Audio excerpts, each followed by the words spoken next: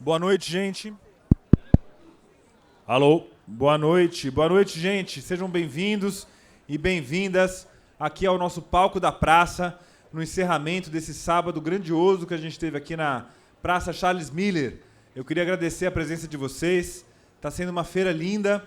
Nós estamos trazendo debates incríveis aqui nesse palco e também no auditório Armando Nogueira. Essa mesa é particularmente importante, não só porque reúne intelectuais centrais aqui nas últimas décadas para entender o Brasil, mas também porque ela acontece num lugar onde aconteceu, 4 décadas atrás, uma manifestação pela democracia, uma manifestação contra a ditadura militar. O Pacaembu foi sede de uma das manifestações históricas, ali de 83, 84, e aí eu estive presente numa delas, como criança mesmo, trazido pelos meus pais, e me lembro desse dia. Então, nesse ano em que a gente está relembrando essa data terrível da instalação de uma ditadura no Brasil e ainda vivendo as consequências dela, não poderíamos deixar de reagir a esse assunto e trabalhar ele aqui, tanto pela via da literatura, como também da história do Brasil. Então é por isso que eu chamo aqui ao palco o grande Marcelo Rubens Paiva. Seja bem-vindo, Marcelo.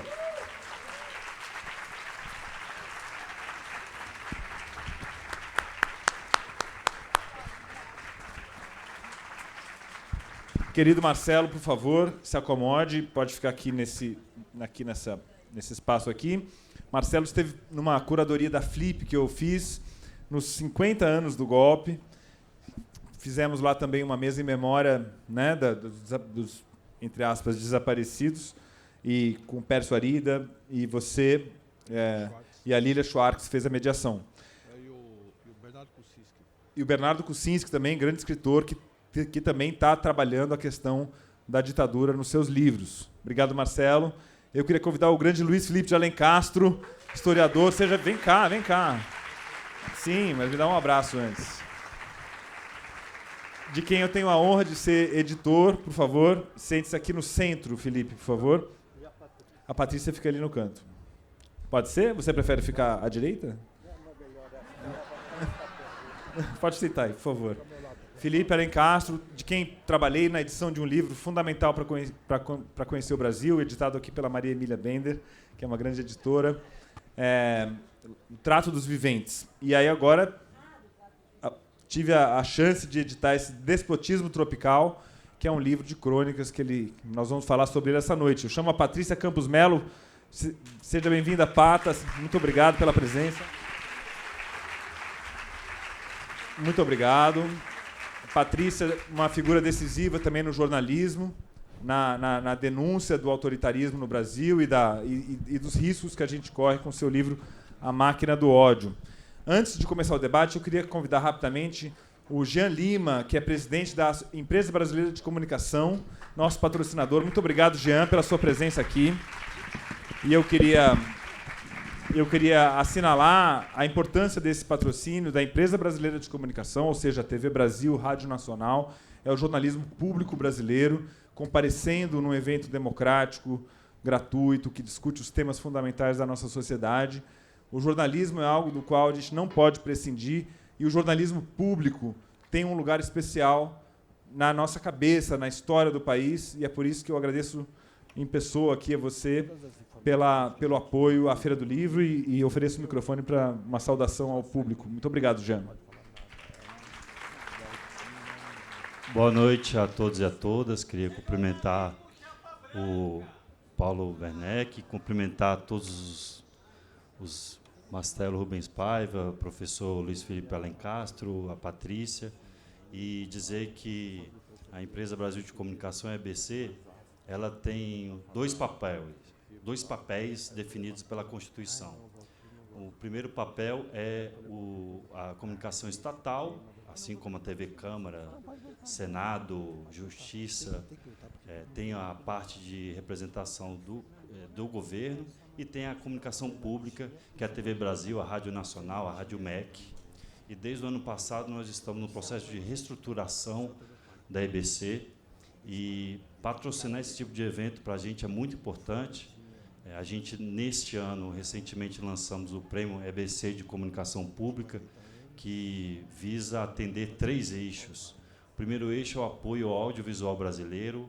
A TV Brasil é a tela do audiovisual brasileiro, então a gente está em parceria com diversos festivais de cinema, e, a partir disso, a TV Brasil é a tela do cinema brasileiro, e os vencedores dos festivais que a gente está apoiando os filmes passarão na TV Brasil.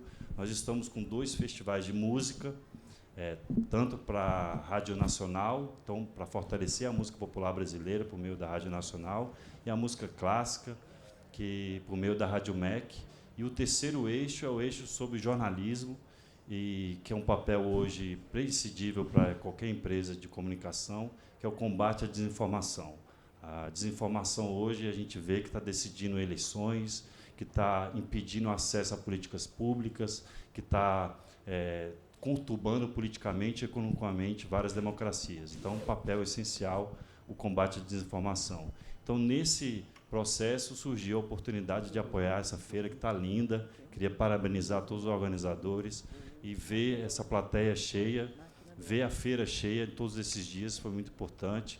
E agora a gente vai ter uma mesa que é um tema essencial. A gente fez um especial esse ano sobre os 60 anos do golpe, né, da ditadura militar. Um especial que debateu e reproduzimos filmes sobre esse período, e está aqui nesse momento presenciando essa mesa, para a gente é um prestígio, e queria muito agradecer a todos e a todas e parabenizar mais uma vez os organizadores. Obrigado. Obrigado, Jean. Obrigado pelo apoio, pela cobertura, porque, para deixar claro também, que a EBC também fez uma cobertura especial, trouxe equipe de TV, a Rádio Nacional estava aqui do lado, eu me senti até o Francisco Alves, aqui, né, numa rádio tão importante para a história do Brasil, a gente ter esse destaque todo. Não se resume, então, ao patrocínio, mas também a uma cobertura muito séria. Muito obrigado, Jean.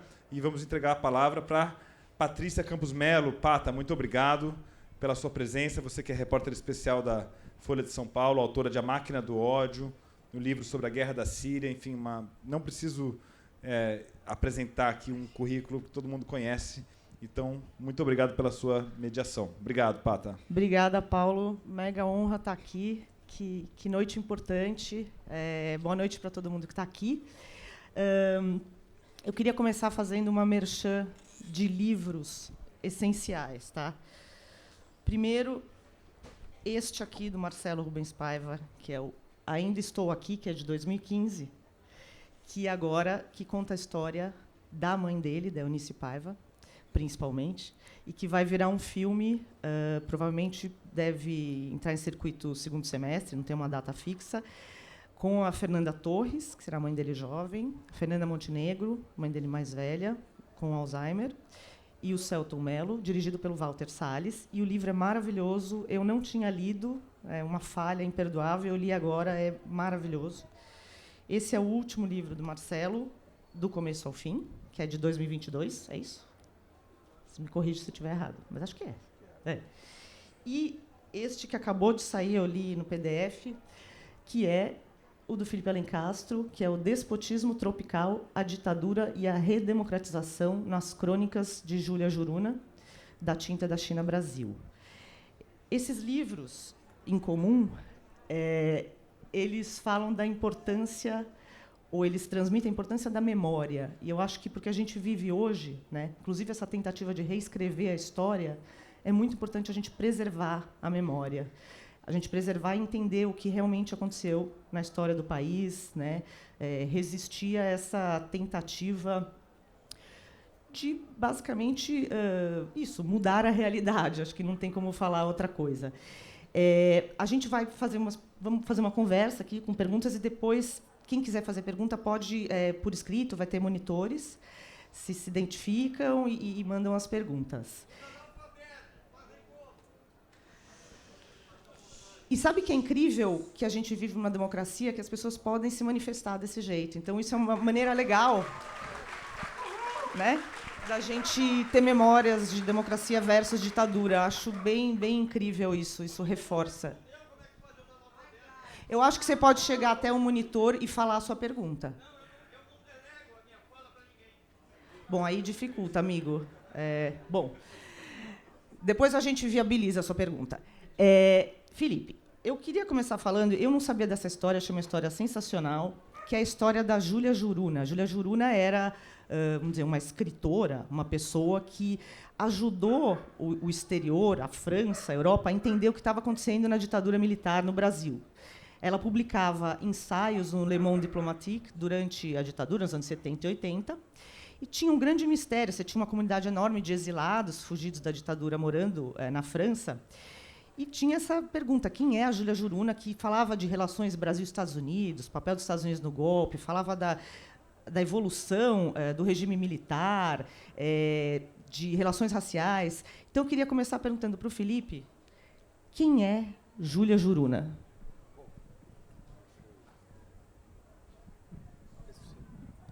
Está funcionando? Tá funcionando. Bom, é o seguinte, o Monde Diplomatique era um jornal criado em 54 como um suplemento mensal do Le Monde, e como o nome indicava, era um jornal que circulava nas embaixadas, de uma tiragem pequena e tal. E, em 73, por razões conflituosas dentro do Le Monde, o Claude Julien, que dirigia o setor de política internacional, que era um católico de esquerda, tinha estado na resistência e tal, queriam tirar ele do Le Monde, ele caiu escada acima, não é? Mandaram ele para dirigir o Monde Diplomatique. Aí deu uma guinada para a esquerda de um jornal que era meio pasmaceira. E é curioso porque na primeira página tinha um anúncio de uma loja de bolsa caríssima na Place Vendôme, e o anúncio estava pago por 2 anos, e ficou saindo aquele anúncio da primeira página do jornal de esquerda, que os leitores não tinham nem dinheiro para comprar uma cópia daquela bolsa. E lá na conversa com o pessoal, eu precisava de um pseudônimo, porque eu tinha ficado 2 anos sem passaporte. Eu só tinha passaporte brasileiro e não queria pedir refúgio político, que aí você fica na mão da polícia francesa. Só conta um pouquinho que você estava exilado, né? Não sei se todo mundo sabe isso. Você estava morando na França, você teve que fugir do Brasil. Em 66, eu estava na UNB, e começou a pressão, chamava IPM, Inquérito Policial Militar, onde você era chamado o tempo todo, às vezes ficava, às vezes soltava. Não, isso começou em 65, e um pessoal ligado ao governo do Jango e do Juscelino, que eu conhecia, gente importante, conhecia por outras razões, um deles disse: você vai embora, porque isso aqui vai ficar muito pesado. E falaram lá na embaixada francesa, e eu consegui uma bolsa para fazer graduação na França, que é uma bolsa que não existe, né? Depois até recebi outra bolsa para fazer o doutorado. E aí, quando eu estava em Aix-en-Provence, onde eu fiz a graduação, e quando eu cheguei em Paris, em 70, estava já chegando gente arrebentada da repressão, gente que tinha sido trocado por embaixador, que estava em Argel e depois chegou.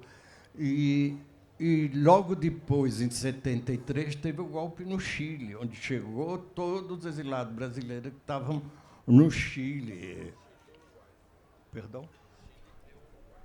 Chile e Uruguai.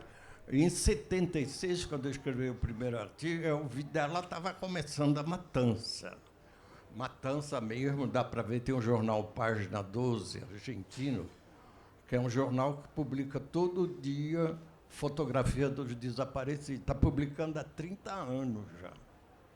Então, é uma coisa muito impressionante. A Argentina, no Brasil, isso tudo não circulava.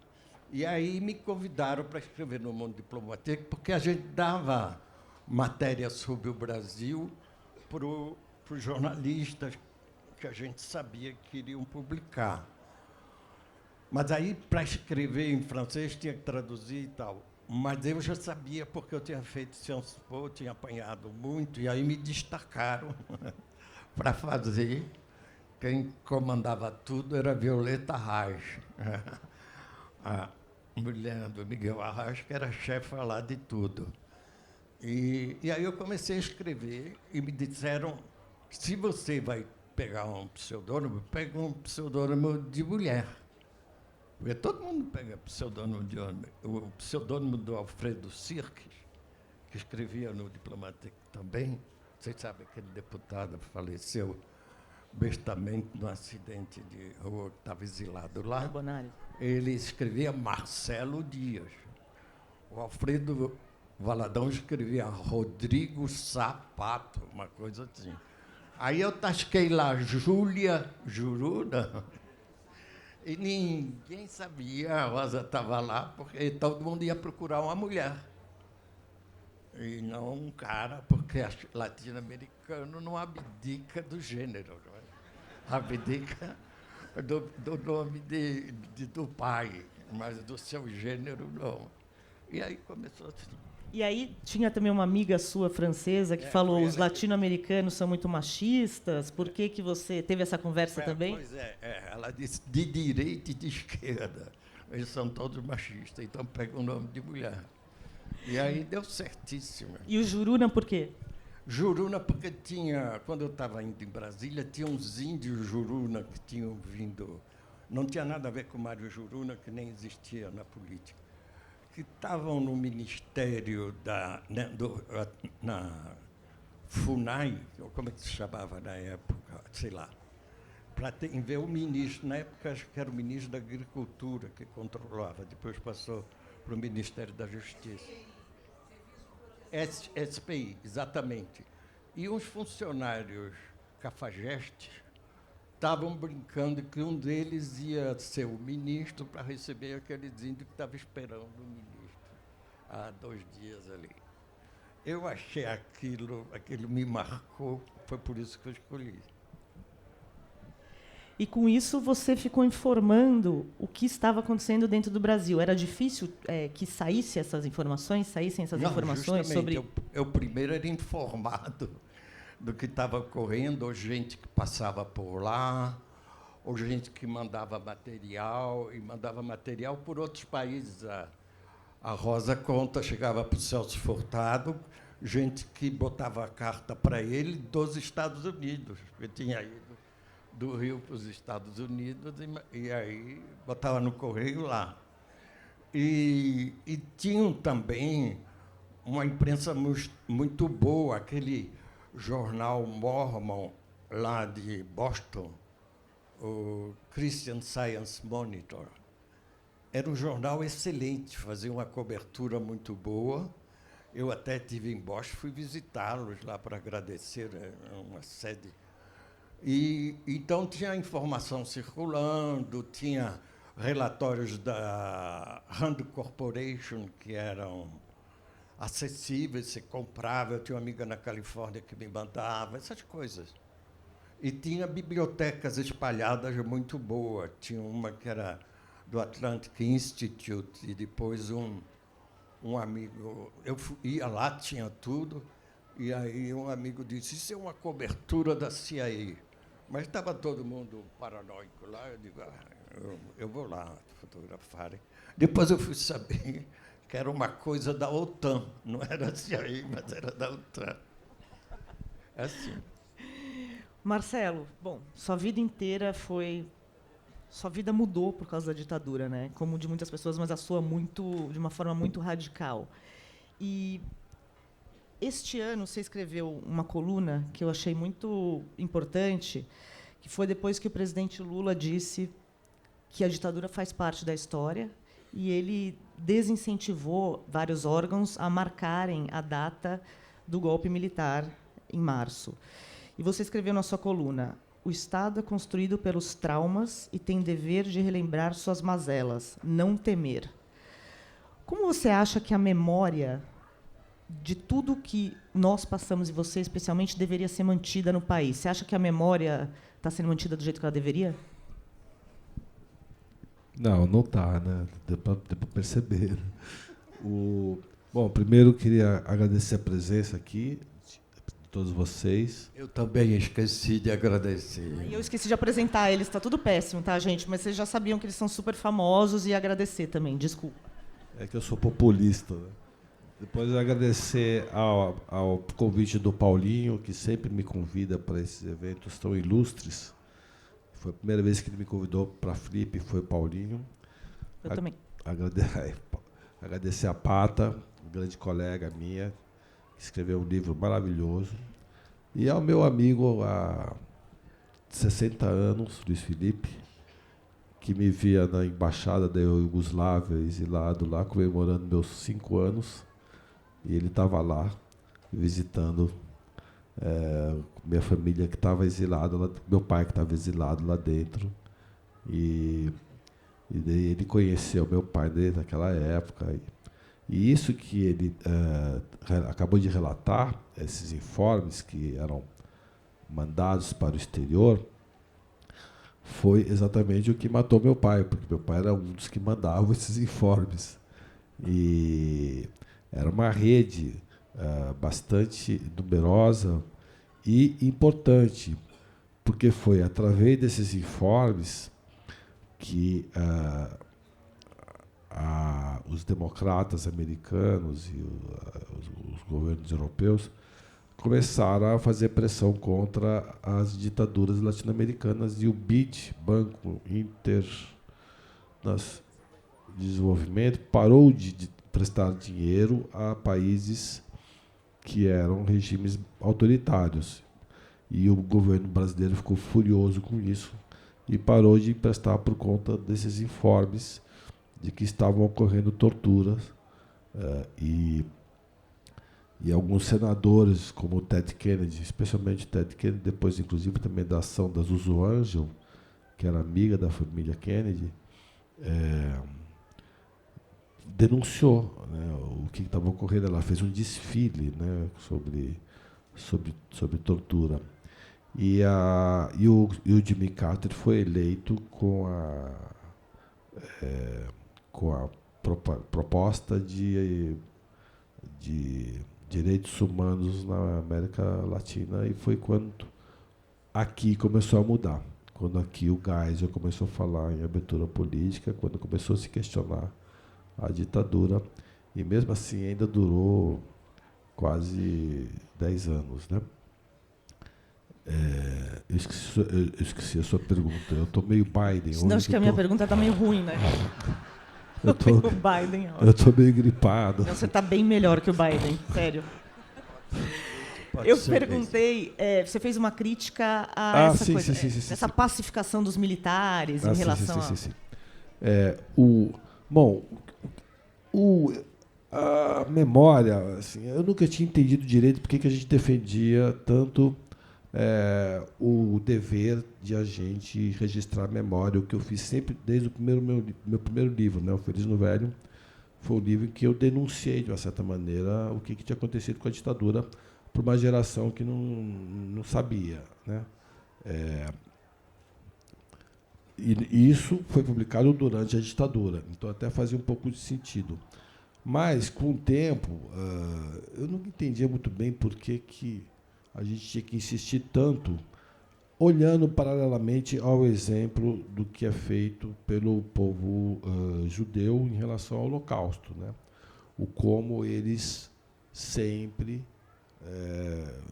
incentivam a ser recontada a história, a produzir filmes, museus, institutos,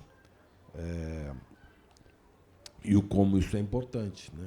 Você vê que até hoje como é importante você falar de genocídio, do Holocausto especificamente. Em 2013 começou um movimento suspeito de ida de manifestações espontâneas para a direita. Inclusive, uma passeata cercou a Globo, né? Foi quando a Globo virou comunista.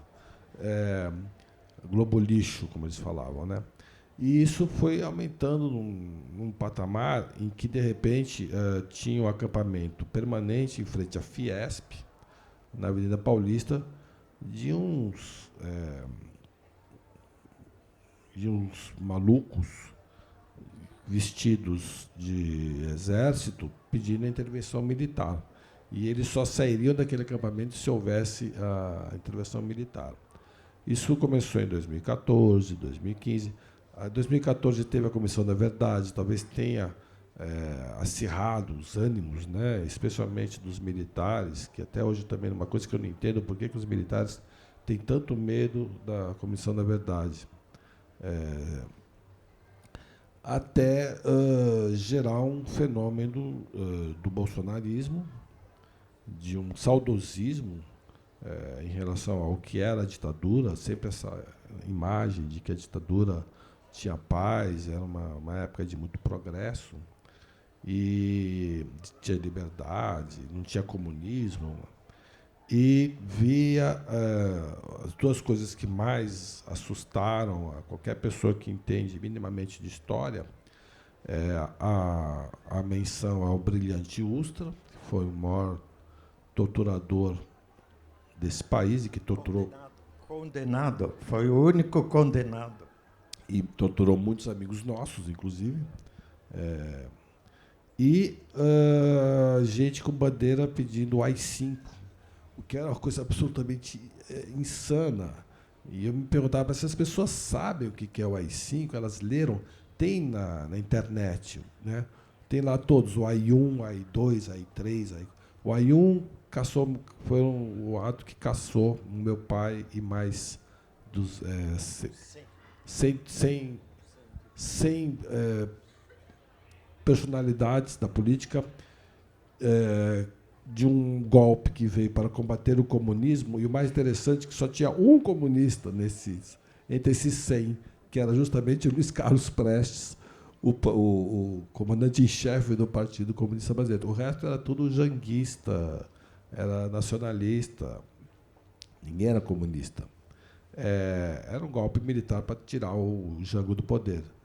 E o ato número 2 cancelou as eleições, que estavam garantidas para presidente, em que o Juscelino Kubitschek ganharia fácil, segundo uma pesquisa que foi revelada há pouco tempo, né, que era uma pesquisa secreta. O ato número 3 cancelaram as eleições municipais e estaduais, e aí veio o ato número 5, que foi, como o Hélio Gaspari descreve tão bem, né, a ditadura deixou de ser a ditadura descarada, né? Deixou de ser envergonhada, passou a ser descarada. Aliás, tem um podcast muito interessante, se vocês quiserem saber melhor sobre isso, que eu não sei o nome, você sabe o nome do podcast? Não, mas é da CBI, né, da Globo, né? A Ditadura Recontada, que cada episódio é sobre um capítulo do livro do Hélio Gaspari, que tem gente que não gosta, eu adoro, eu acho ele incrível. Aliás, ele até me cita no livro dele. Algumas coisas que eu escrevi sobre ditadura, ele me usa como fonte. Ele usa você como fonte também, Luiz Felipe? Não.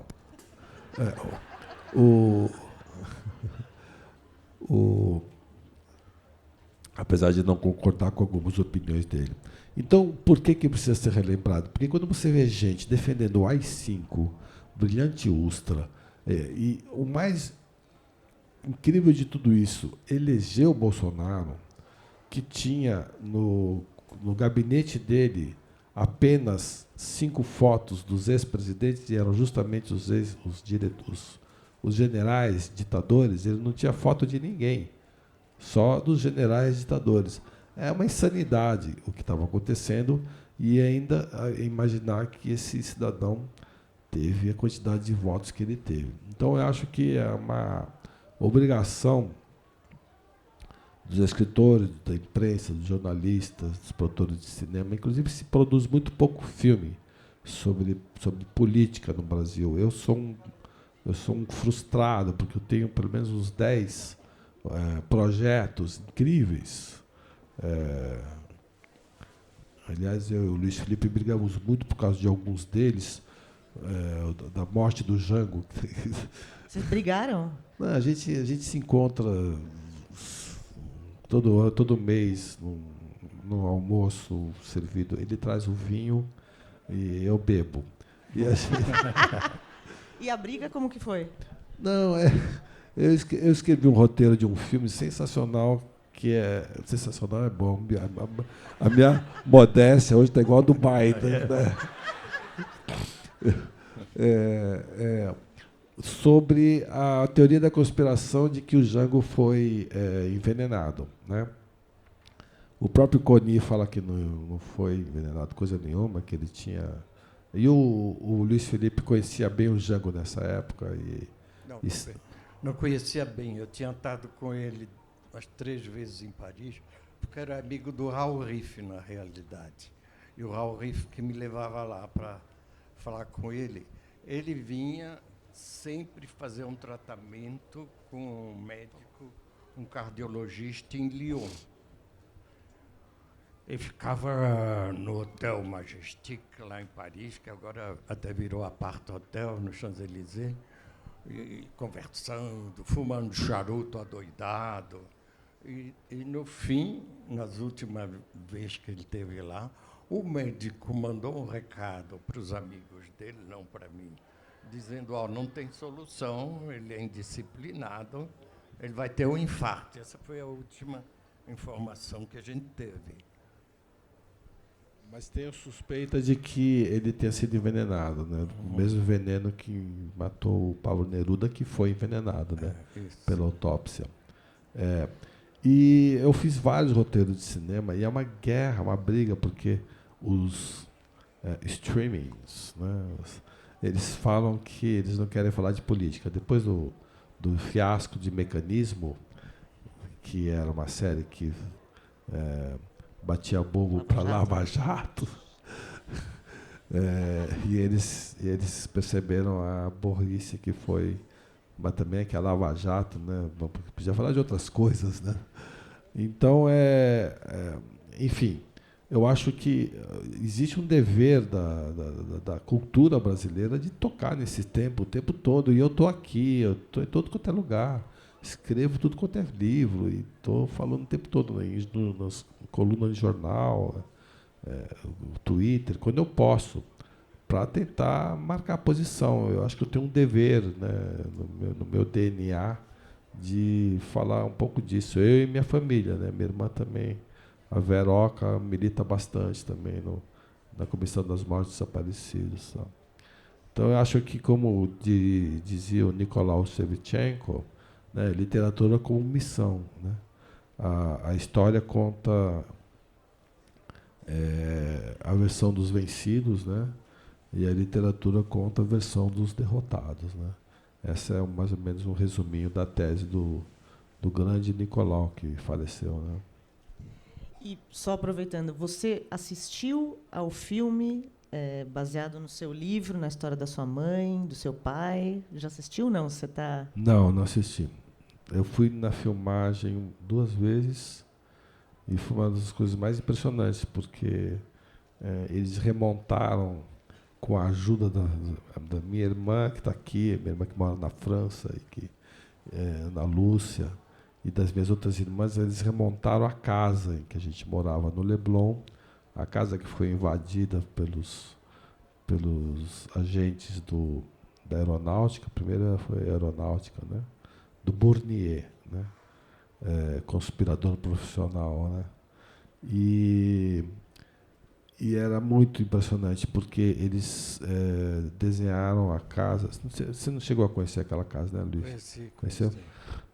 Exatamente como era. Foi uma casa na Urca, porque foi muito difícil encontrar uma casa ainda como daquele estilo que existisse em Ipanema e Leblon, em Copacabana, mas na Urca estava cheio. Aliás, era um grande problema, porque na Urca tem muito militar. E o filme foi filmado durante o governo Bolsonaro. E aí estava uma tensão muito grande da reação que teria. Mas não, eles nem acho que eles não entenderam direito o que estava acontecendo. E aí A casa, eu entrava na casa, era o mesmo cheiro. Então eu sentia um cheiro que eu não sentia desde os meus 11 anos de idade, 12 anos de idade. Você lembra, você tem um relato, né, sobre aquele dia, Ao você dia lembra eu exatamente? Sim, o dia eu lembro exatamente todos os detalhes. Se você pode contar, não sei se você se sentiu confortável com isso. Não, me sinto, tá bem confortável aqui. Eu estou um pouco avacalhado, porque eu cheguei da praia agora. Sinto confortável. Era no dia 20 de janeiro, um feriado, no Rio de Janeiro estava sol. E a gente morava no Leblon, em frente à praia. E o Leblon era um bairro que não era um bairro que é hoje, era um bairro um pouco menos glamuroso, porque tinha duas grandes favelas no meio do Leblon, a favela do Pinto e a favela das Palafitas. Então era um bairro que a elite carioca evitava um pouco. Então as casas eram muito baratas. E aí meu pai saiu de manhã para caminhar com o Raul Riff pela praia. Eles faziam umas caminhadas um pouco conspiratórias. Eles andavam junto com correspondentes estrangeiros e iam caminhando e contando. E dessa vez era um correspondente inglês. Qual era o grande jornal inglês que dava? É o Guardian, não? Qual? Guardian. Fala no microfone, Luiz Felipe. O Guardian. Guardian. Não era o Guardian. Era um outro. New Statesman. Não sei, era um outro jornal que era... A BBC que continuou fazendo. Mas, não, também não. Eu esqueci o nome. Mas era um jornal que estava dando muita divulgação sobre as torturas. Meu pai e o Riff saíam andando com esse jornalista. Então ele passou esses informes de manhã, voltou para casa e recebeu um telefonema. Quer dizer, minha mãe atendeu pedindo o endereço, porque tinha uma correspondência para ele vinda do Chile. Na verdade, uma mulher estava sendo torturada já na aeronáutica, porque tinham trazido as correspondências para ele, exatamente essas correspondências que seriam distribuídas para fora do Brasil. Aí eu não sei, você lembra que horas foram, Lúcia, que eles entraram em casa? Oi? Você não estava. Acho que eram umas 11 horas, mais ou menos, eles invadiram, eram 6 caras com metralhadora. Mas eles estavam de terno e gravata, interessante. Naquela época a repressão era elegante, né? E apontaram as armas para todo mundo, tal, e aí foi aquele calma. Eles achavam que aquilo era um aparelho, né? Você tinha 11 anos. Eu tinha 11 para 12, eu fiz 12 anos logo depois. Aí a minha irmã Babil tinha 9 para 10 e a Ana Lúcia chegou depois, né? A Eliana tinha 14 para 15. E aí eles, não, o senhor está... Aquela frase que eles sempre falavam, não, o senhor precisa prestar um depoimento. Meu pai conseguia acalmar os caras, foi até o quarto, vestiu um terno e gravata, tal. Minha mãe fez um cafezinho, aceita um bolinho, aquela coisa, né, de tentar mostrar uma certa normalidade. E era uma casa muito especial, e é isso que fascinou o Valtinho a fazer esse livro. O Valtinho conhecia essa casa. Porque como ela ficava na beira da praia, muita gente ia para casa, deixava as coisas na casa e ia para a praia. Entendeu? Era uma espécie de um vestiário não oficial. E virou um point. Acabou virando um point. E na frente da minha casa tinha a rede de vôlei do Chico Buarque e Marieta Severo, que era a rede de vôlei mais famosa ali da época. A Marieta Severo, ela fazia academia com a minha mãe, tão bonitinho, né? Ela me encontra, ela sempre fala, fazia academia com a sua mãe, ficava ajudando as duas. Aí eles entraram, levaram meu pai. E eles ficaram em casa. Aí você estava já, né? Eles ficaram em casa, trancaram todas as portas, abaixaram todas as cortinas e eles atendiam o telefone. Minha mãe atendia o telefone e alguém atendia do outro lado. E vocês crianças lá dentro? Lá dentro. Jogando... O que a gente jogava? Baralho, dominó, a gente... Sei lá, a gente E ficava... tem o lance do carro que pifou. Meu pai foi dirigindo o próprio carro, carro da minha mãe, aliás. E que ficou essa que foi a prova decisiva. Isso. Meu pai foi dirigindo o próprio carro. E ele foi levado primeiro para a aeronáutica, onde ele era comandado pelo Bournier, que é um dos maiores assassinos.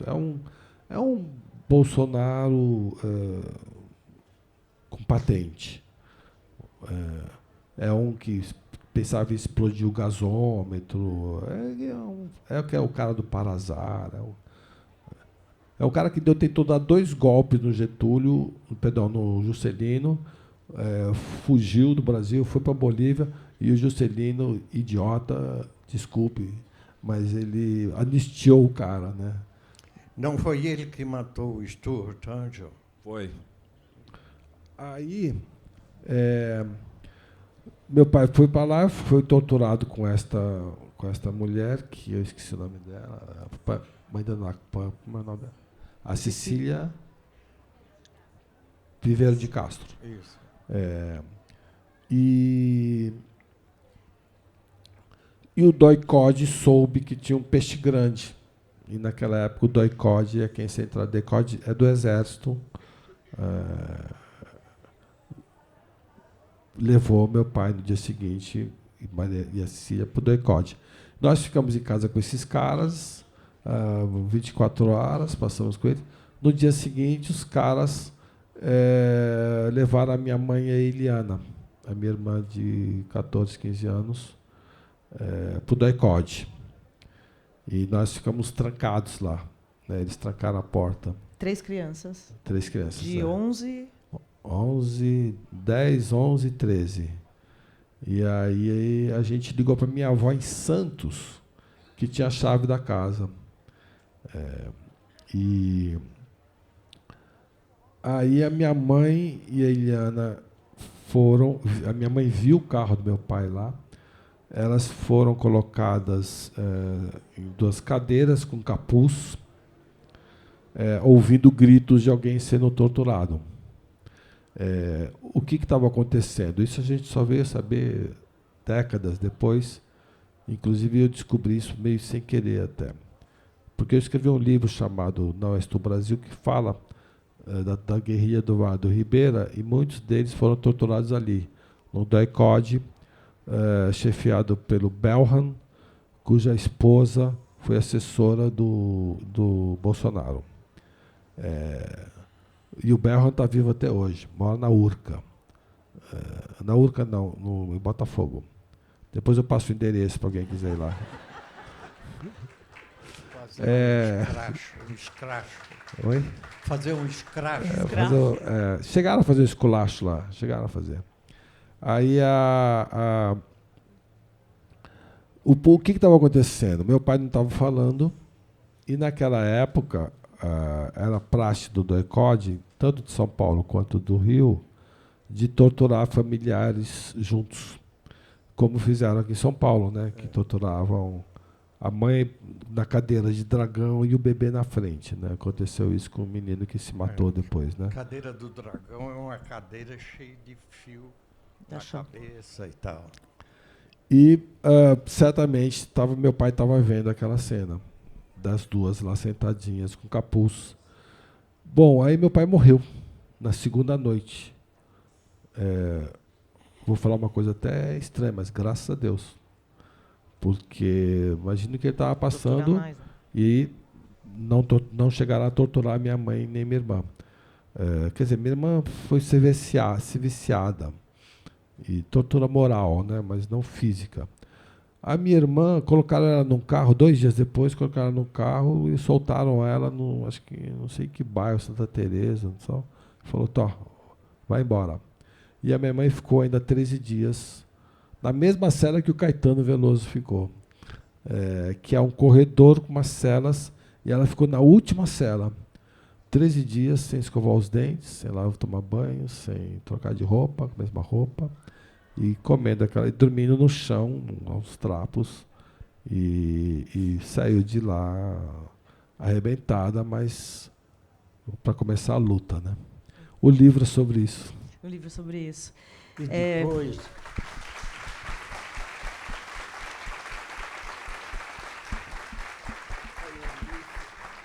A Eunice também teve um papel fundamental na legislação indígena e todas essas leis que agora estão sendo postas em questão por causa do marco temporal. Depois que ela se formou advogada, com 46 anos. Isso, ela se formou advogada, aí ela...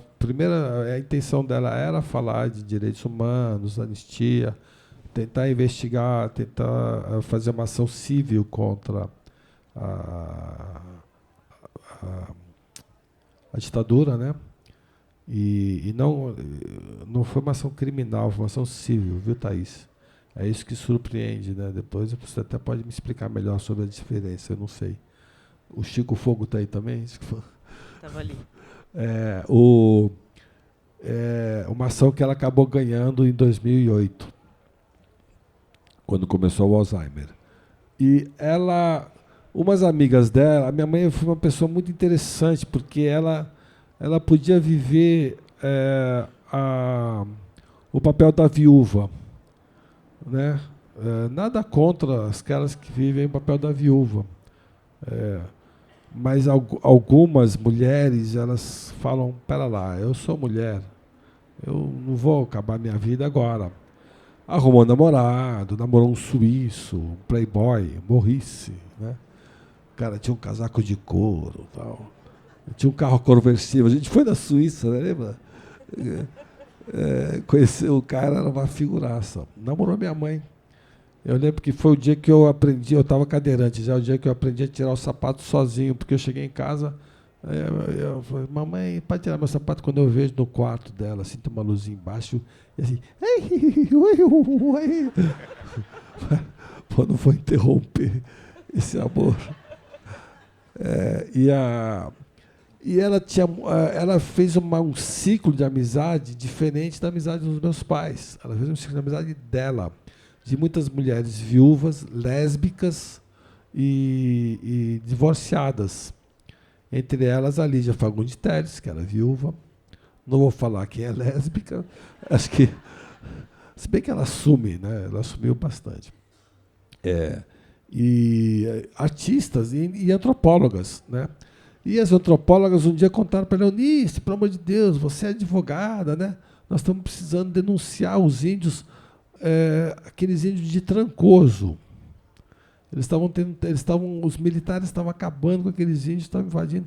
E a gente queria delimitar aquelas terras. E minha mãe encontrou alguma brecha na legislação que fala de uso capião para dar direito a eles as terras. E ela fez um artigo na Folha que ela estava, inclusive, Eunice Paiva.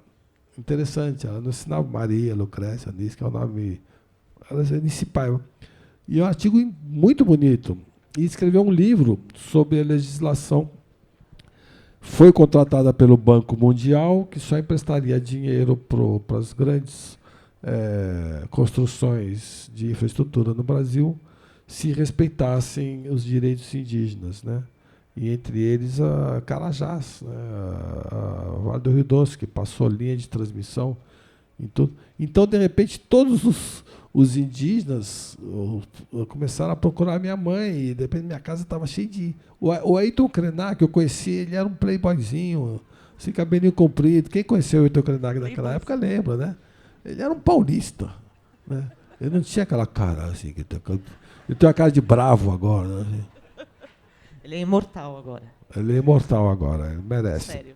Mas ele sempre foi um cara absolutamente inteligentíssimo e brilhante. Ele era presidente da UNI, União das Nações Indígenas. Mas ele não se vestia como indígena, ele se vestia como... Eu acho que, porque ele não tem aldeia, né? Os Krenak foram dizimados, né? Uma coisa trágica, né? Mas eu conheci... E esses caras convidavam minha mãe para os encontros, minha mãe não ia, e eu falava, opa, eu vou. Aí eu ia. Aí a minha mãe participou finalmente da Constituinte. E foi as leis de demarcação da terra, essa que o Luiz Felipe falou do Marco Temporão. Foi ela quem. E começou a ser procurada pelos apaches, pelos índios de tudo quanto é lugar, porque virou um ícone, né, um exemplo. E ela era da fundação do Gilberto Gil, que eu esqueci o nome, Mundo Azul, e da fundação do Sting. Que ligava para vocês, né? Que ligava, mamãe, o Sting, tá no telefone. Deixa eu aproveitar, vocês estão contando um pouco da memória, né? Coisas muito vivas, doloridas. E uma pesquisa da Datafolha recente mostrando que 32% das pessoas que se identificam como bolsonaristas acham que o Brasil, vive hoje uma ditadura.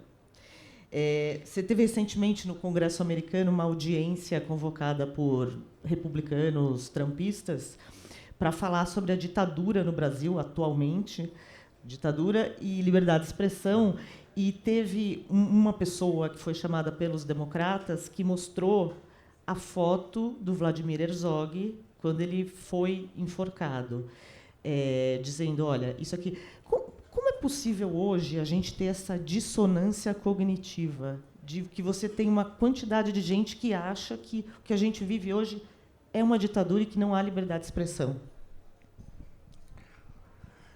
Eu vou até dar outro exemplo. Tem um filme do Nanni Moretti, o último que apareceu, né, a primeira cena, é um jovem que não sabia que tinha tido um partido comunista da Itália, e muito espantados lá com a coisa que ele contou.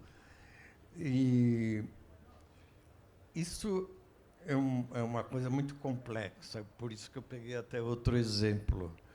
Mas eu estou com o Marcelo, e foi isso que me decidiu a contribuir para editar esse livro. Porque quem pegou o material foi o Rodrigo Bonciani, que é um amigo meu, e depois foi o Paulo, que topou editar.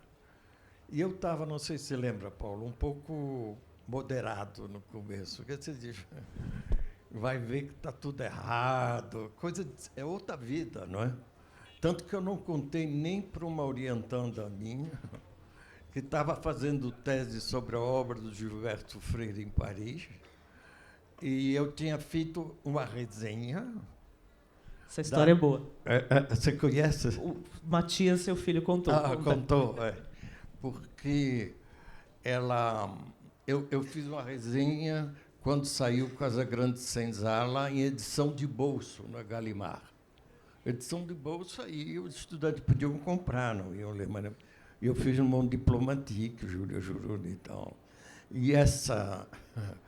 orientando a minha, no dia da defesa de tese, o presidente da banca de tese, que não era eu, mas conhecia a história, disse, e Júlia Juruni, ela dizia, mas eu procurei em toda parte, não sei quem é.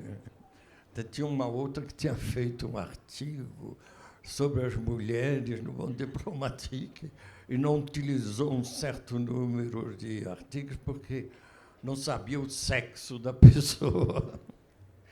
E aí o cara disse, você já perguntou para o seu diretor de tese? Aí ela até se achou meio traída lá, doutoranda.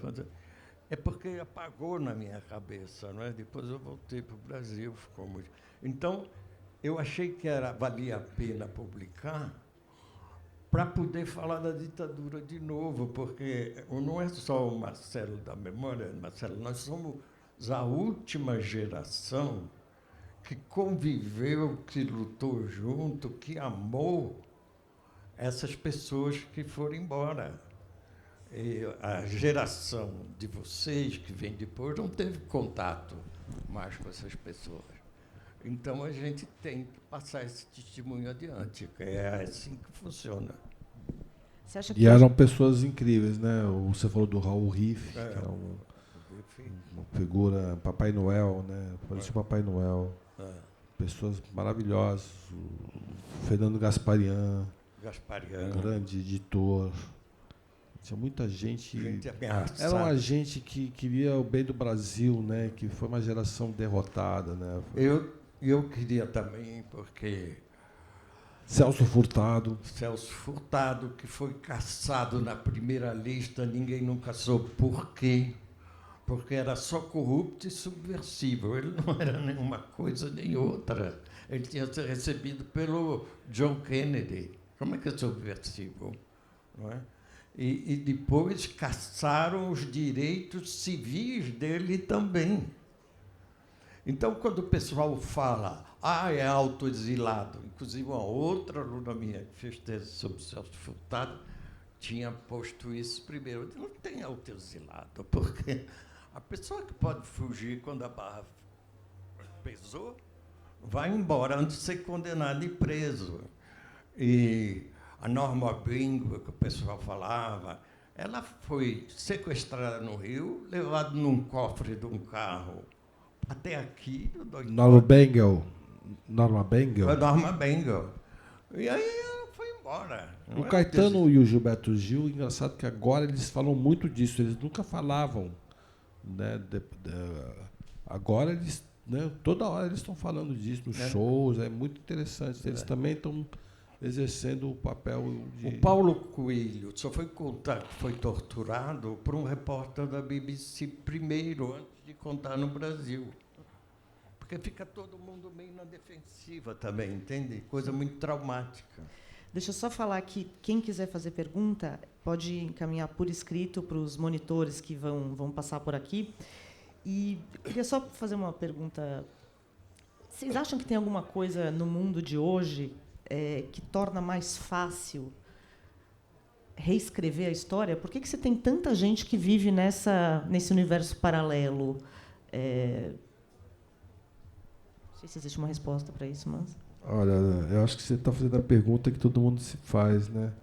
É que nem a primeira grande polêmica que rolou assim, recentemente não, nessa nova leva de pessoas com problemas cognitivos de entender a realidade, foi que o partido nazista, que os nazistas eram socialistas, né? Eram de esquerda. E eu lembro de um vídeo no YouTube, o rapaz gastava assim, 15 minutos explicando exatamente por que o nazismo era um partido de esquerda por ter no nome o socialismo, né? Nacional-socialismo. E eu lembro, assim, era um debate de muita gente... O surgimento do Olavo de Carvalho, do Bannon, que agora também voltou a ameaçar a humanidade. O Fórum de Teresina de hoje fala um pouco do Bannon, né? É uma coisa inexplicável. Por que as pessoas... É claro que eu acho que a razão disso é a rede social. Isso não tem a menor dúvida e todo mundo há de concordar. Quer dizer, o discreto em relação à grande imprensa, as pessoas não leem, não se informam, não leem livros, o discreto em relação à educação. Mas, assim, o que na rede social levou a isso, eu não sei. Eu estava agora, ontem, numa praia, anteontem, numa praia no litoral norte, uma praia meio deserta, bonita. Não tem nada a ver com o que a gente está falando, mas tem tudo a ver. Tinha uma moça andando e uma amiga dela atrás filmando. E ela andava assim, pensativa, olhando o horizonte. Ela ia até ao mar. Aí, assim, ela e a amiga filmando ela. E aí, quando a amiga via de um lado, ela olhava para o outro lado, né? Será que a essência veio antes da existência? Deus está morto, tudo é permitido, né? As questões filosóficas. Tal. E aí ela tirava o boné, tirava o boné, e ela fazia assim o cabelo. E a moça filmava atrás do cabelo, né? Aí ela vinha e tal. Ela repetiu essa cena 5 vezes. Então ela via. Aí eu fiquei olhando aquilo, e eu e um amigo meu que é diretor de cinema, eu sou roteirista de cinema. A gente estava assim, vamos chegar para ele e falar assim, olha, ele é diretor de cinema, eu sou roteirista, vamos melhorar isso um pouco. Levanta a canga e, sei lá, faz uma coisa assim legal com a canga, pula uma onda, né? Porque está muito entediante isso, né? Ela só queria mostrar o cabelo dela. Aí eu fiquei olhando aquilo, quer dizer, ela é uma Washington Oliveto de si mesma, né? Ela está vendendo uma coisa para quê? Para uma rede social. Está vendendo uma realidade, a realidade dela. Ela está mostrando para as amigas dela a realidade dela, que é uma coisa que é uma idiotice completa, né? Então eu acho que a rede social, 90% da rede social é uma idiotice completa, né? E as pessoas vivem grudadas no celular, né? Tem coisas que dá para consertar porque era muito escandaloso, não é? Por exemplo, eu me lembro quando o Temer era presidente, acho que o Haddad era prefeito, o Alckmin governador, depois veio a Dilma era presidente, não, o Temer era vice ainda. Até tem uma piada que é o próprio Haddad que conta que chegou um libanês aqui e perguntou para o cara, como é o nome do prefeito, Haddad, do governador, Alckmin, do vice-presidente, Temer, aí, e da presidente, Rousseff. Por que um estrangeiro? Mas essa ideia, principalmente em São Paulo, que é um país feito por imigrantes. Ora, bolas. Entraram 4.800.000 africanos acorrentados aqui, antes de chegar o primeiro imigrante. De cada 100 indivíduos entrados entre 1550 e 1850, 86 eram africanos acorrentados. Então, dizer isso no ensino médio, mostrar os dados, porque hoje a estatística é uma coisa necessária, não é? E ainda não foi feito de maneira clara. Então, há muita coisa para fazer só na base de coisas óbvias na educação. Da educação. Tem esses resultados, acho que não é só no Brasil, né? Na França, na Alemanha, essa ascensão da extrema-direita tem um voto muito significativo de jovens. O que é que a democracia hoje não responde aos anseios desses jovens, ou é esse processo de reescrever a história que é tão eficiente que as pessoas... Na França, eu vi vários estudos agora e sondagem, é muito interessante, porque imigrante é o espantalho, não é? A imigração. Aliás, o Brasil, um pouquinho me lei também, é o único lugar em que se elegeu um presidente de extrema-direita sem ter problema de imigração. É meio... Mas na França é gozado. Mas em Paris não tem um candidato de extrema-direita, só um que foi para o segundo turno, dos 18 distritos eleitorais. Nas grandes cidades não tem. Eles avançam nas cidades pequenas onde tem pouco imigrante. Mas as pessoas veem na televisão e imaginam que Paris está fogo e a sangue. É ali que acontece mais acidente, mas... Então, não é só a impressão da insegurança. Os jovens estão desempregados, o ensino é público, não dá conta de encaminhar todo mundo. Enfim, são coisas diversas dependendo do país. Mas é relativo esse negócio do negacionismo, né? Acho que a gente tem umas perguntas...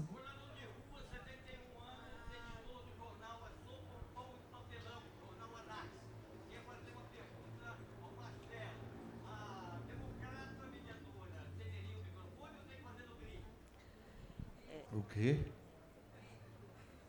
Estão me orientando aqui a dizer que tem que ser por escrito a questão.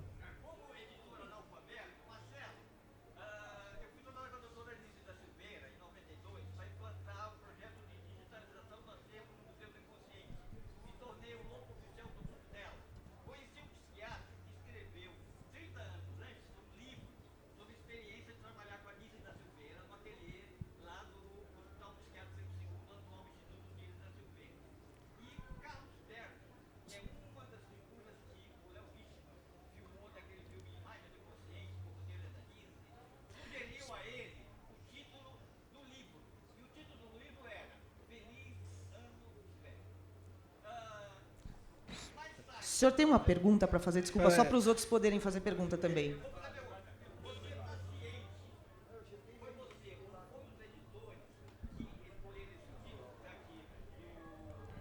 Tá.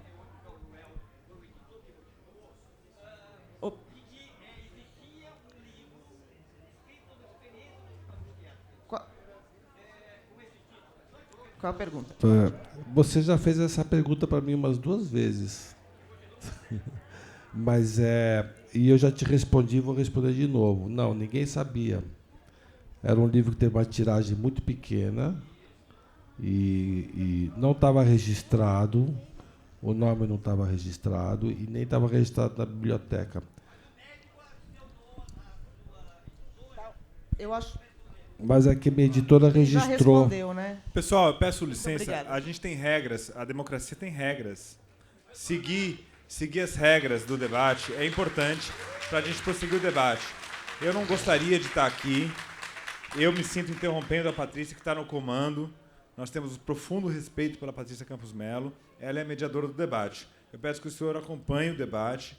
Pode recorrer à nossa equipe para formular suas perguntas. Os nossos autores estão aqui. Eu peço um respeito. Vamos prosseguir, por favor. E esse debate precisa ser gravado. Não, isso não é um cala-boca. Isso aqui é um evento democrático. Isso aqui é um evento democrático. E ele não se interrompe no berro. Tá? Por favor, Patrícia, vamos lá. Obrigada, Paulo. Obrigada pela sua pergunta. Bom, temos uma pergunta aqui do Júlio para o professor Alencastro. O Júlio está dizendo: eu sou negro e professor de História da Rede Estadual do Estado de São Paulo. O senhor poderia fazer considerações sobre a ditadura militar no ensino de História? Como é que o senhor vê? É adequado? Francamente, eu não conheço, porque eu dou aula na universidade, mas eu, enfim, no ensino superior e ainda... Mas não precisa ir nos manuais. O ministro Toffoli disse que era um movimento, que não houve golpe. Não houve ditadura. Foi o Toffoli. Ele foi indicado pelo Zé Dirceu para o Supremo, né? Veja só. Não foi o Toffoli, foi o Fux. Não, o Toffoli falou do movimento. Não, mas o Fux que foi indicado pelo Zé Dirceu. O Toffoli foi indicado pelo PT. Pelo PT, claro. E diz uma barbaridade dessa, não é?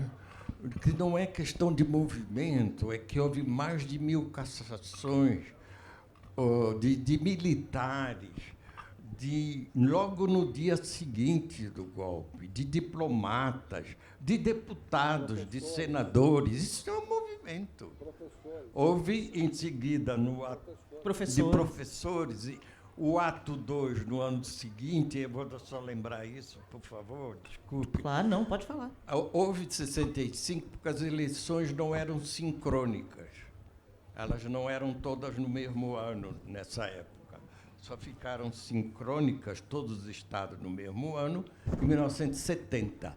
Havia o estado da Guanabara, e havia eleição na Guanabara e em Minas. Em 65, quem ganhou no Rio foi Negrão de Lima, e em Minas foi Israel Pinheiro, 2 auxiliares diretos do Juscelino, que já tinha sido caçado. O Juscelino acreditou que o golpe era só para afastar o Jango, indicou Zé Maria Alckmin como vice, Alckmin só com K, ele que tinha sido ministro da Fazenda dele. E vejam bem, essa dinâmica autoritária dos militares desenganou os políticos mais experientes do Brasil do pós-guerra.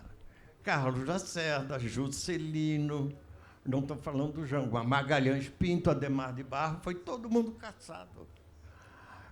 O Lacerda era o candidato sonhado pelo Estadão, tem testemunho disso.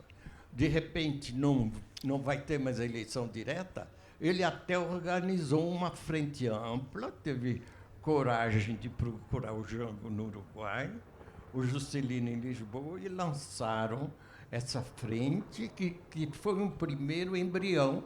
Então, dizer que isso foi um movimento, essa gente acabou, uns assassinados, enfim. O Juscelino hoje é patente que houve... acho que a Comissão da Verdade não se pronunciou, mas há um professor da USP que escreveu 2 volumes sobre isso, uma enquete de direito, um professor de direito.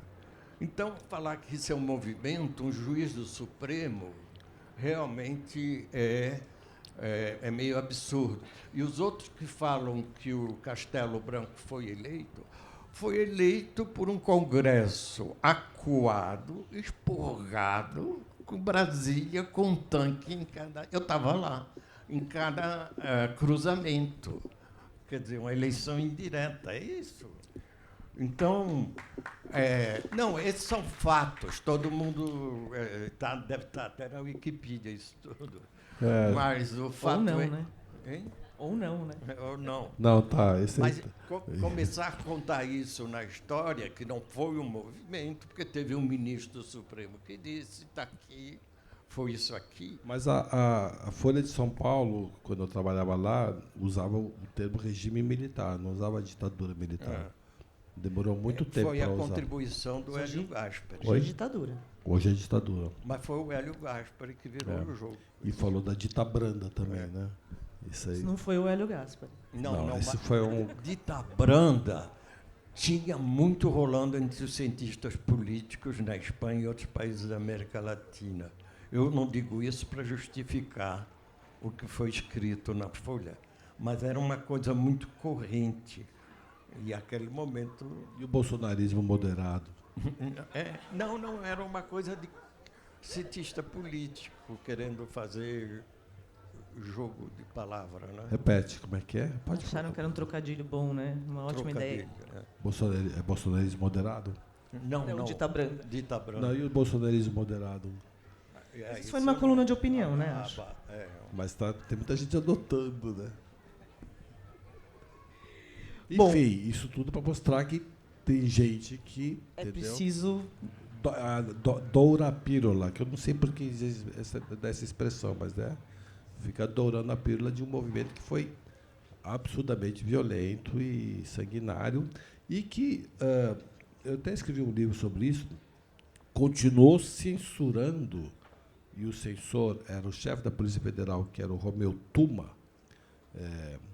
amado aqui em São Paulo, continuou censurando até a Constituinte.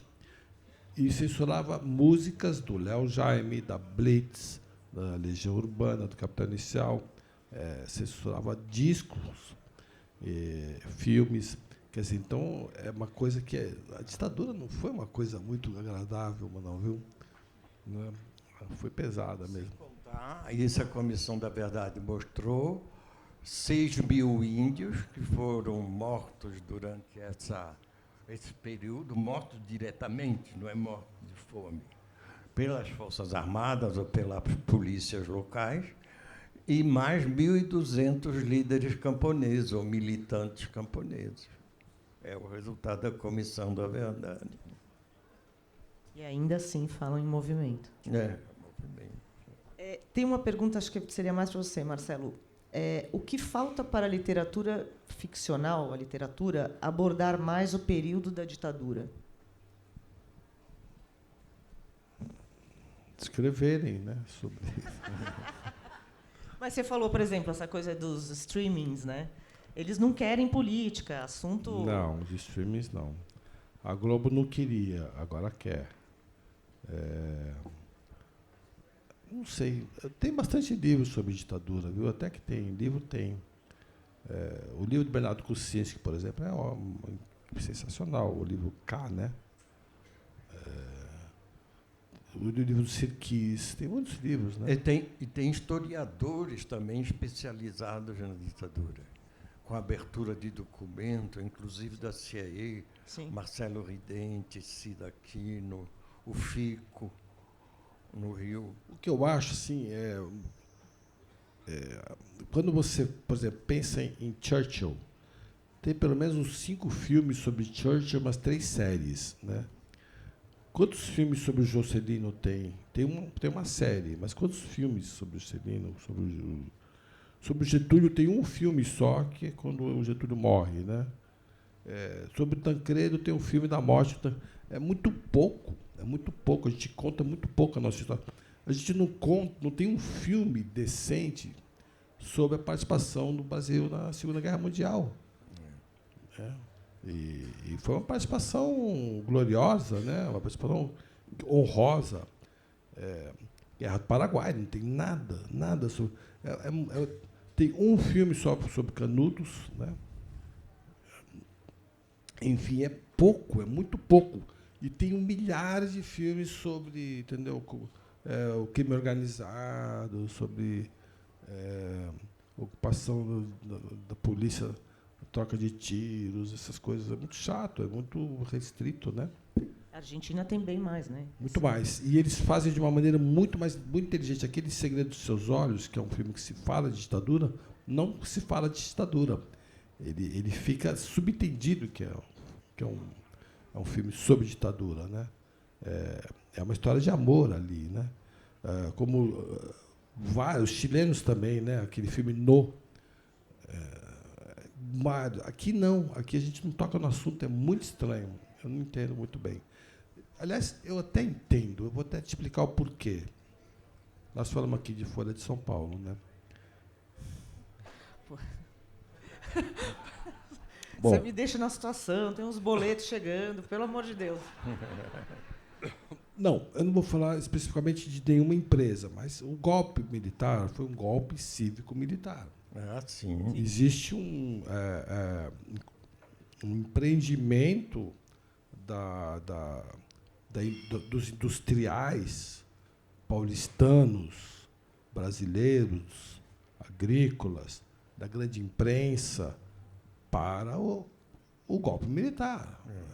Quer dizer, todos participaram, inclusive da tortura, da UBAN, Ultragás, enfim, várias empresas, General Motors, a Volkswagen outro dia pediu desculpas, né?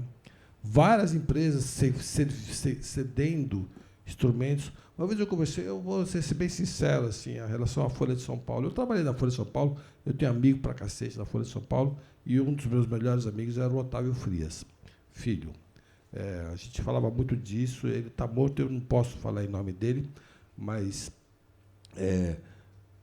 eu imagino, por exemplo, que o aeroporto da Folha de São Paulo, que serviu de cenário para a grande foto da União da Sociedade Civil pelas Diretas Já. Aliás, sua mãe fazia parte. Minha mãe estava lá. Todo mundo de amarelinho. Uma foto icônica, e foi quando a Sociedade Civil decidiu dar um basta. Ele foi construído por quê? Você sabe? Não. Tá. A família Frias teve que morar dentro do prédio. Por quê? Porque a VPR, eu sei disso porque eu conheço a VPR, ela tinha jurado de morte os caras. Então, assim, o seu Frias, eu estou falando coisas assim super secretas, assim, não deveria. Esqueçam tudo que eu falei. É o Biden. Oi? É o Biden. É o Biden. Voltou o Biden. Voltou o Biden. Mas, assim, a família Frias e a família Caldeira tinha medo de matar os filhos deles. E ameaçaram, entendeu? Então, você fica imaginando que existia uma guerra ali entre grupos armados e os bancos. Estava tendo 2 assaltos por dia. O Lamarca ele fez 2 assaltos numa mesma rua. Né? Aliás, aqui na Afonso Bovero. Então, assim, era uma coisa que estava tenso o ambiente. E aí os empresários brasileiros partiram para a ignorância, né? Resolveram patrocinar o BAM. Você até fala em um dos ensaios sobre essa tendência autoritária da elite econômica. E você acha que isso se mantém, que é mais ou menos disso que você está falando, se mantém inalterado até hoje? A gente estaria sujeito... Com certeza. Nossa, Tarcísio. O Hélio fala num dos livros dele da ditadura, como é que a UBAN foi criada ali, que é a antiga Casa dos Prados, ali na frente da Rua Viridiana, ali em Higienópolis, a reunião. Na UBAN era na Tutóia. Não, criada a foi ideia de fazer uma polícia paralela. E o dinheiro do patronato que foi para lá. E, tecnicamente, o ato institucional número 8, ele rola quando, na reunião, está no livro do Zuenir. O Delfim Neto, ministro da Fazenda, garante que o patronato de São Paulo não se opunha, e o ministro da Justiça, quem era, que eu esqueci o nome? Buzaide. Diz que o ato era perfeitamente legal. 2 catedráticos da USP. Quer dizer, não é coronel lá do Nordeste. Bom, São recentemente a 2 gente teve, professores. inclusive, jurista também, justificando o Claro. artigo 141 da... Claro. Então, só para terminar, tem muito gente com o rabo preso em relação ao golpe militar. Entendeu? Muita gente que participou diretamente, né? Jogo do bicho inteiro. Ou tem o capitão lá do Guimarães, São Guimarães, de Niterói, era do DOI-CODE. Quer dizer, chegaram, quando o DOI-CODE estava obsoleto, o que nós vamos fazer? Os bicheiros, vem trabalhar para nós. 3 caras que mataram meu pai eram seguranças do Anísio, 2 eram seguranças do Castor. E esse capitão Guimarães era do DOI-CODE, deram para ele Niterói. Tá, Niterói é para você. Então tem um livro, né? Um livro sobre o casamento entre o jogo do bicho e a repressão. Incrível esse livro, não vou lembrar de quem é agora. Chico Otávio? Chico Otávio. Como é o nome do livro? Del Biden. Del Biden. Del Biden é o hit do Virou inverno. Oi? Não. Gente, a gente tem uma assessoria de luxo aqui, né? Tem aqui nas 2 primeiras fileiras. Essa primeira fila é um... Eu toda hora estou reunião olhando de para ver se eu QI. estou falando besteira, elas fazem, não, tudo bem. Agora tem um outro lado, que o núcleo, eu falo disso no livro também, a criação do MDB da Arena acabou unificando a oposição. E, pela primeira vez, São Paulo tem a direção do movimento de expressão nacional, a liderança do Ulisses. A derrota da Arena em 1974, na eleição para senador, que era a eleição mais alta direta que havia, e que teve um impacto grande, aí é que cai a ficha dessa abertura, ela foi levada pela liderança de São Paulo, de políticos conservadores, que foram muito além do que se podia imaginar no combate pelas urnas e que derrotaram a ditadura pelas urnas. Sim, teve o famoso editorial de Estadão, né, de 74, Basta, né? Teve a Folha, quando mudou de lado. Não, estou a dizendo igreja. depois. Estou dizendo da liderança do MDB que derrotou a ditadura. Sim. Na redemocratização. Mas você fez por ironia isso ou deu uma de Biden? Desde Biden. Não, Gente. porque assim, a gente está falando muito assim, do rabo preso, mas eu acho que...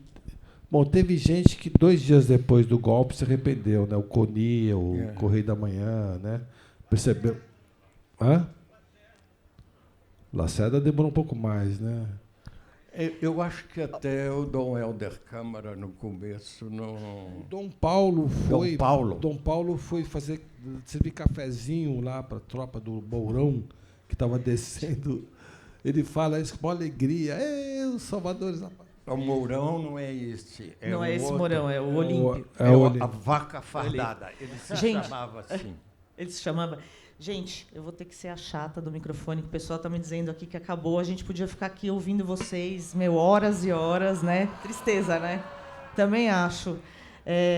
Mas, eu respeito aqui o Paulinho. Muito obrigada. Foi incrível. Que privilégio a gente poder compartilhar da memória de vocês.